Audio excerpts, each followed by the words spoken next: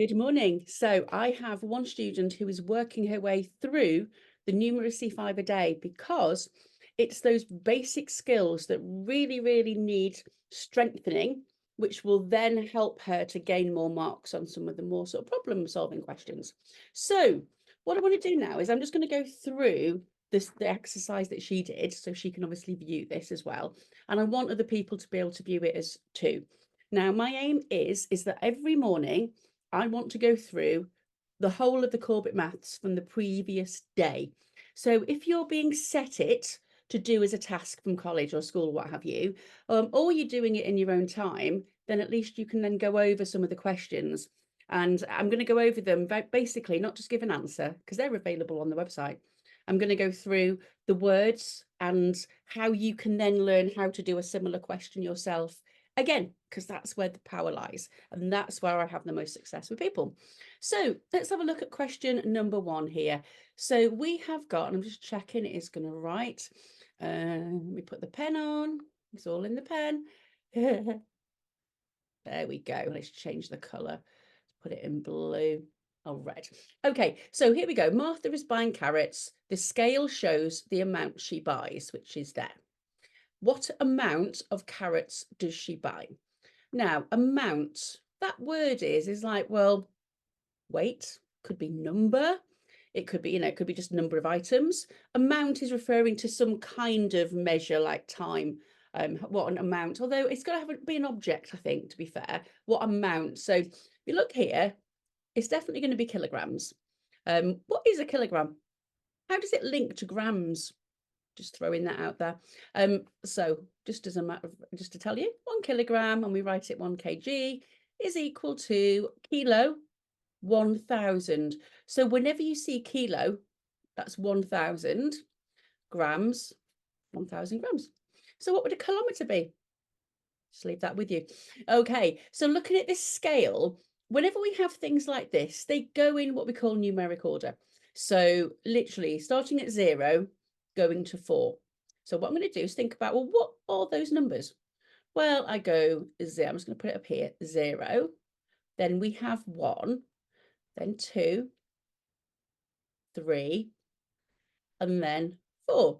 Okay, so the dial is going to just move up as it gets heavier and heavier. Okay, nothing on it, it should be 0. So let's look. You can see there's a what we call like a major line. So that's 0. When's the next one that's kind of a darker or a longer one?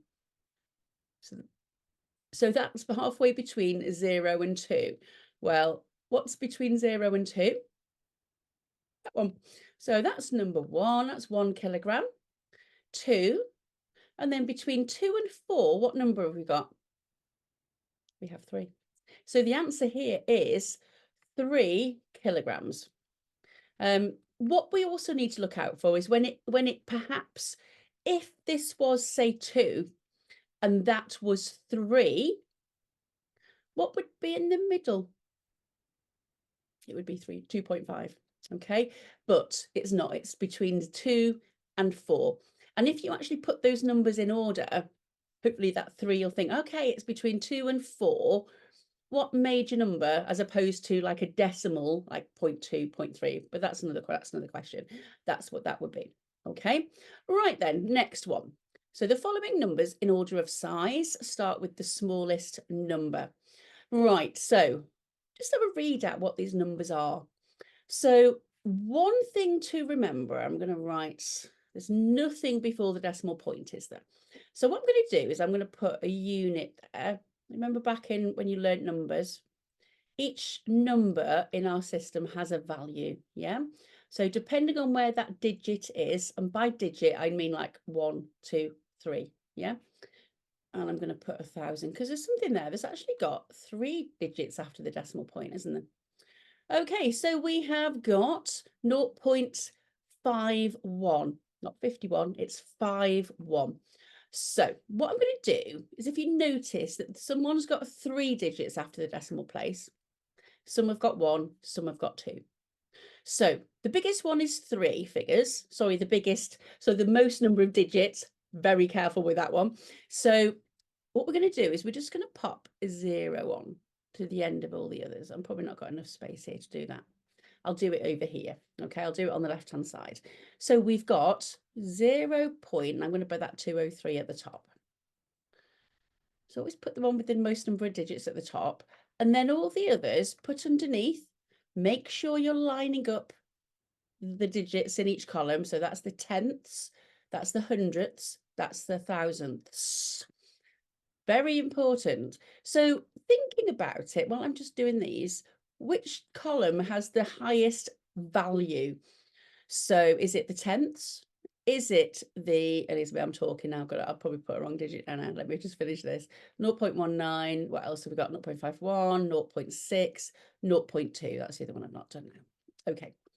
So as you go further to the right, it gets smaller. As you go further to the left, it gets bigger. And I do this with number lines as well. So like if you think about if you're going from hundreds, tens, units, and again, just a point, I'm going into quite a bit of detail on here because some of these skills, quite a few students that I've come across in the last couple of years really struggling with. Okay, so that's why I'm going in this much detail, because this will help with other things. So we've got 0.203, 0.600, 0.51, I'm going to put the 0 in there, 0.190, and then 00. So by adding a couple of zeros on there, am I changing the value of the number? No.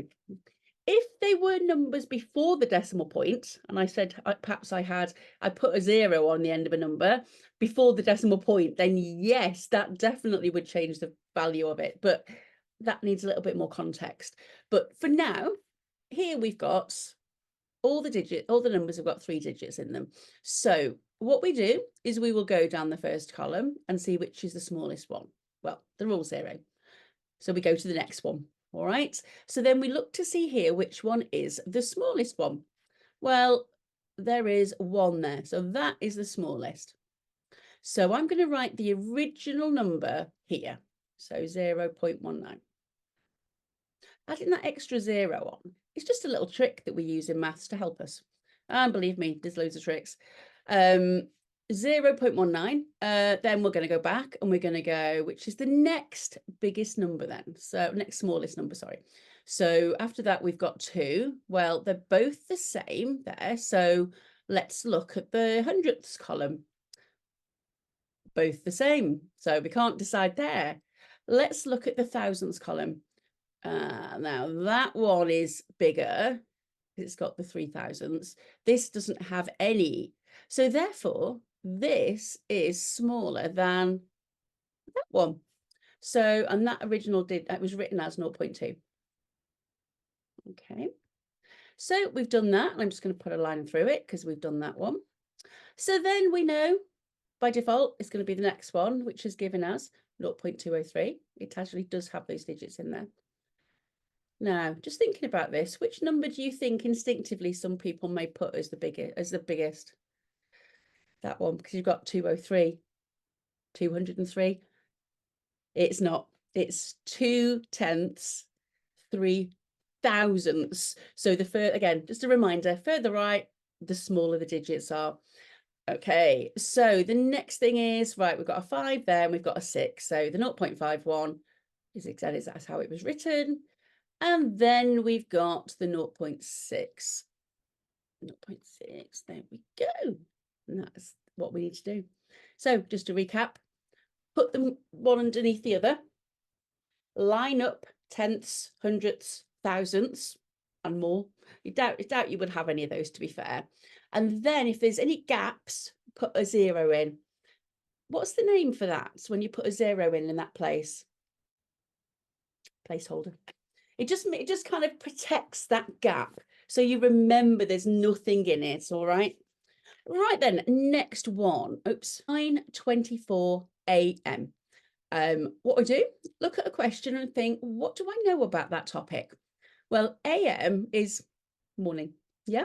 So any time from 00:01 in the morning through till 11:59 is a.m., okay?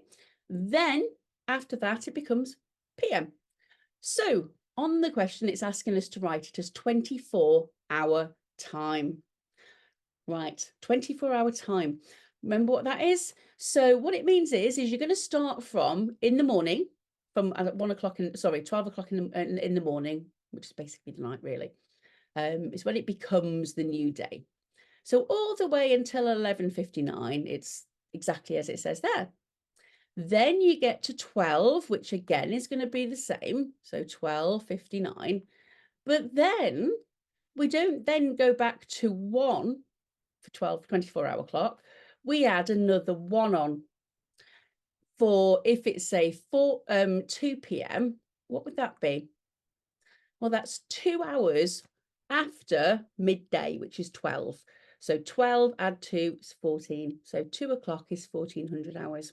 Okay, so 9:24, and again we write it as 0924. Now, one little thing as I'm thinking about now, I always remember you do it as hours.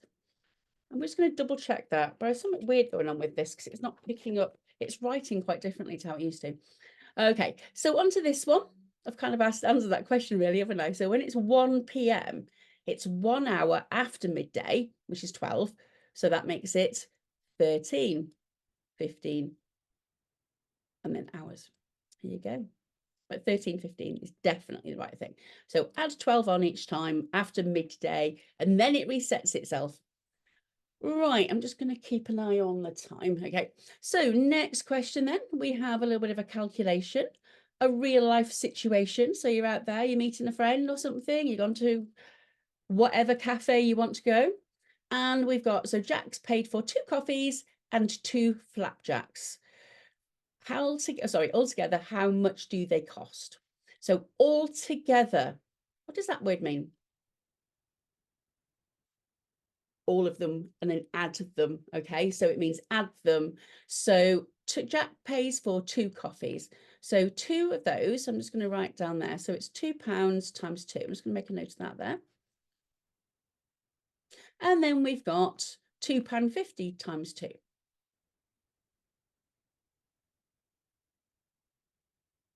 Okay, how much does it cost altogether? Now, I'm actually going to line this up as if it was money. So we got, oops, I've just done that as time near enough. It's because I've just done the time question. And I'm still not quite had my breakfast yet. I'm doing this quite early. So here we have, so it's £2. There we go. We've got another one of those. In fact, I'm just going to put the pounds up top there so I don't have to keep writing it each time. Again, these little things save time.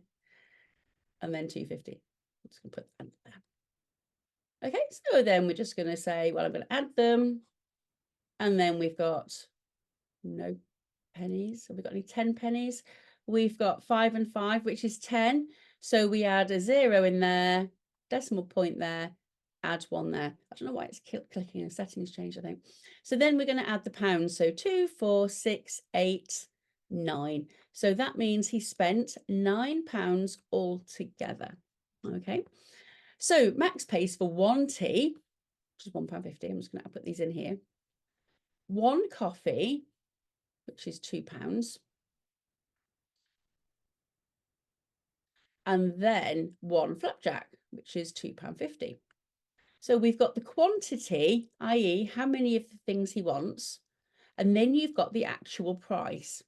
So we're going to add those up together. So that's kind of what's going on when, you know, you scan things in at the till. This is the thing that actually is going on in the background. Now, we used to have to do that by hand when I was younger. This is where I sound old now.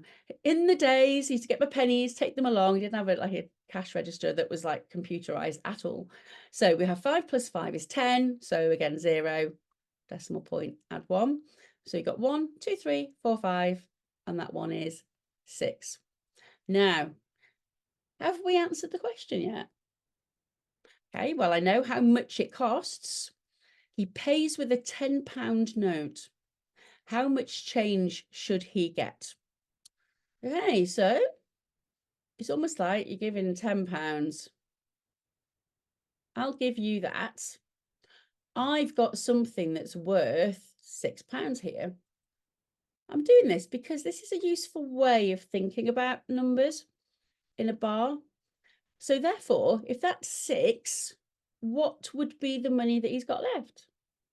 10, take away 6, which is £4. Okay, so hopefully any questions on that, just let me know. Hopefully that was quite clear. As I say, probably the hardest 2 things in there, I think, are recognising your grids. But this is everyday life. And I say grid, it's not a grid, a scale. Recognising, look at the numbers each side and saying, is it in the middle? Now, just a quick thing I'm just going to go over here is we've got between 2 and 3, we have got a number of lines, haven't we? So I'm just going to put 3 there. I'm just going to put 2 there. How many lines have we got? So it's 1, 2, 3, 4. So that distance there is 1. That's 2, 3, 4, 5. So we've got 1 because it's between 2 and 3. And we're going to split it into divide by 5. So each one of those is a fifth. So we've got 2 and a fifth. Now, if you did this on the decimal, that would be 2.2. That one would be 2.4. You get the drift? 2.6 and 2.8. I don't know why that's catching. I need to change that. There we go. 2.8, sorry. I just said 2.6 and I wrote 2. Okay. So that, again, that's just a useful way of deciding. And we have that in graphs as well. So I'm going to save this now. I'm going to go off and do a couple more things on live and TikTok. So any questions, let me know. And I will be aiming to share as many of the Corbett Maths solutions as I can, because I know there's a lot of people that do them and you'll really benefit from doing them. All right. Well, thank you very much. And I will see you again next time. Bye, bye.